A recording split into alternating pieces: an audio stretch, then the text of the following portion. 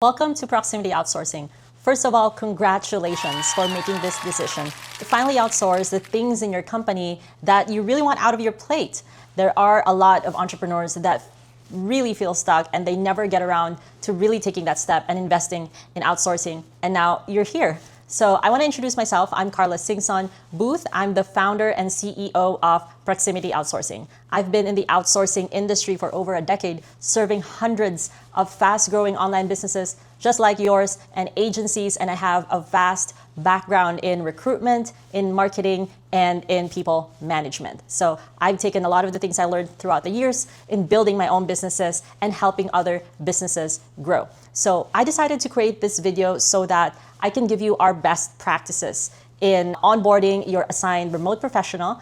And it's here to align expectations and for you to have a pleasant and efficient experience in onboarding. Some people magically land their remote professional, an executive assistant, a project manager, a graphic designer, or a video editor, but they don't know how to onboard. There's really a special process to it. And this is something that our company has worked very, very hard to really get to a very excellent system. I will try to be as quick and as succinct as possible so that you can learn whatever you need to learn, and then you can go out there and focus on growth or free up some time now that you have a trusted remote professional from Proximity Outsourcing. Number one, very, very important thing to remember, your CSM or your assigned client success manager is your best friend and your main advocate in the company. So hiring for our recruitment team typically takes a combined 60 to 80 hours of interviews, testing, background checks, and a lot of multiple pre-qualifying questions, and this is a very long process. So that typically takes 2 to 3 weeks, and during that time, that is the best time for you to get with your client success manager so that they can look at your onboarding materials. I will definitely make a recommendation to book a time specifically to just look at your onboarding process, look at your onboarding materials, prepare all the access that your assigned remote professional will need so that once that you've made the decision after interviewing maybe 3 or 4 people, then they're ready to go. So of course, get advice from your CSM, just be transparent, be honest. There are no stupid questions. Be open about your fears, be open about your doubts, be open about your requests. Hey, is this possible? Hey, is this reasonable? Just be open with them. They're very, very, very happy to help and very happy to listen to you. Their main job is to make sure that you have a great experience and that your remote professional really, really serves your business in the way that they should. Now, after the hiring process on an ongoing basis, your CSM is still your best friend and is still your main advocate in the company. They will be handling issues. They will be listening to your concerns. They'll also give you updates on upskilling, management, time tracking. If it's your remote professional's birthday or if they have to take an emergency leave, your CSM will be able to communicate and give you answers, or at least secure that everything is okay, is taken care of. And if you have any questions, any concerns, even negative feedback, it's always good to get advice from your CSM and do not jump into conclusions. Ask them how you can approach a particular situation. If something is difficult for you to say or do, or honestly, even in the worst case scenario, when you feel like your assigned remote professional is not doing the work properly, if you have encountered too many challenges, open the possibility for some mentorship, some coaching, or even suspension or termination. So we can easily replace someone who has documented proof that they're not doing the work well. We'll always make sure that you as a client do not lose anything. We will just pause your subscription.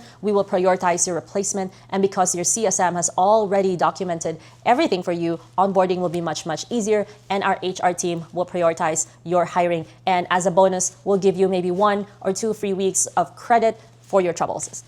Your CSM will really make sure that you have a great experience even when times are a little rough. My number 2 advice is clarity beats speed. So when you share instructions, when you share KPIs, certain expectations, be as clear as you can be. Do a 30-day or a 90-day check. So sometimes these are the 2 milestones upon onboarding someone. But we have a lot of clients that have been working with us for years and years. And so they know that as long as they give clear instructions, clear expectations, it's really easy to get the work done and to be able to also work, with a pleasant experience, in a pleasant mood, in a positive working environment with their assigned remote professional. Define your deliverables properly write your SOPs down or assign your remote professional to write it down to create SOPs, especially if it's something that you feel like you'll be doing over and over again. My other advice is to have one source of truth, have a very reliable project management software like Asana or Notion or ClickUp. We use ClickUp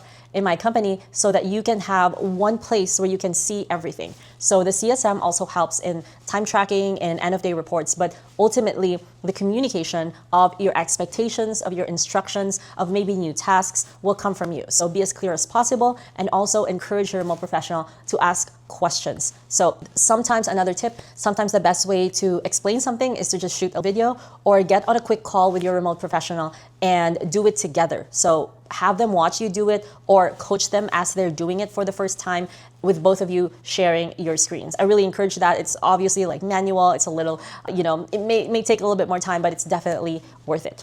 Tip number 3, alignment is the key to success. So we also recommend recurring check-ins. So if you're the kind of person that does weekly stand-ups or a beginning of the week or start of the week update or end of the week reports, whatever works for you in terms of schedule, if it's recurring and it's like a recurring check-in, that is definitely one of the best practices out there. And of course, alignment is very important. Do not disappear for weeks. If you're going on a vacation, tell your remote professional, tell your CSM, hey, I'll be on vacation for 2 weeks or 3 weeks. Don't make them worry. If you want to change priority, just tell them, hey, I have this new task. Let's switch priorities. Let's do this first. Do not expect miracles without input. Do not expect them to be able to read your mind, especially if they're very new and especially if they are still learning the ropes in your business. Tip number 4 is how to motivate productivity. So this really gets into that leadership and management part of working together. So you'll be the boss of your assigned remote professional. They will be following your leadership. So some of my advice is, speak clearly, speak kindly, be generous with your praise, be succinct with your critique, and keep it focused on the task and keep it focused on the solution. If you want, you can ask advice from the CSM, or if you can ask input like, hey, how can I best communicate this with my remote professional? Or if you want, your CSM can even be the one to communicate it with your remote professional. So there's also a lot of opportunities for coaching. So sometimes your remote professional will need coaching time from you. They will need a little bit of understanding, maybe a certain process in first principles, and they'll be asking you questions. So it's really important to also develop the psychological safety of an open communication in the workplace, because please remember that outsourced individuals, outsourced workers from, say, the Philippines and Latin America, culturally, we have an impression that we are like less than our clients and our bosses, and we're very, very happy to serve. We have very open hearts and in service, and it makes us happy to serve others and be the one to help other people. This is probably has something to do with, being colonized for so long, but let me tell you, that is our culture. And so there's a lot of times that you may not receive any pushback. There are a lot of times that we may try to not speak up even if we don't understand anything, but really all of these things can be fixed if we both create a culture of psychological safety and open communication. And in this part, you are the leader, you are the client, as you are the boss in your business. You will be leading the mood, you will be leading the narrative, and you will be leading the theme of how you guys can work together. So a lot of the remote professionals, as you notice, could be overly respectful, could be overly accommodating, and they may not push back. They may not tell you that, hey, this is not part of my job description. They will still try to do it. But all that I need you to understand is that be reasonable and be kind with them, and everything will be okay. And if you need advice, if they did something wrong, and if you feel like you're going to get mad, just talk to your CSM. Your CSM will know what to do. And your CSM is not taking sides. The CSM's job is to make sure that you have a great experience and that you are served reasonably. And let me tell you, I trust my CSMs enough to also tell my clients if they're being unreasonable, because that is the only way, telling you the truth and letting you know what is being reasonable, like in our industry, in terms of expectations in these tasks. It will only help your business. And if we don't tell you, then you will still have a bad experience elsewhere, even if you decide to stop working with us. Okay, now thank you so much for listening. I think with all of those said, the last thing that I want to share is between interviewing someone and deciding who to hire, let's keep it to a maximum of 5 business days. And if you have any questions or any discrepancies in your accounts, just raise it with the CSM within 5 business days as well. If you have a problem with your card, so let's keep your accounts updated so that you will not receive instant disconnection or disruption in the services. So, just be open with your CSM and keep in mind these timelines. 5 business days is the magic number. So between deciding in the interview, take 5 business days. You don't want to lose your best candidates. And if there are any problems with your account, 5 business days is our max to settle our accounts. And if there are any adjustments, if you want to upgrade or if you want to downgrade, we're also able to arrange that within 5 business days. So for any other nitty-gritties, you will find it in the terms and conditions that will be shared with you with your CSM and in the contract as well. Now, thank you so much. If you have finished this video all the way, I have a special gift for you. Just reply, "I finished the video," and type the name of your CSM, and they'll give you a very, very special gift. So, and that is a surprise. I will really see who finished the video and who has listened all the way until the end of the video. So thank you so much. Once again, this is Carla, Proximity Outsourcing. It's a great honor to work together.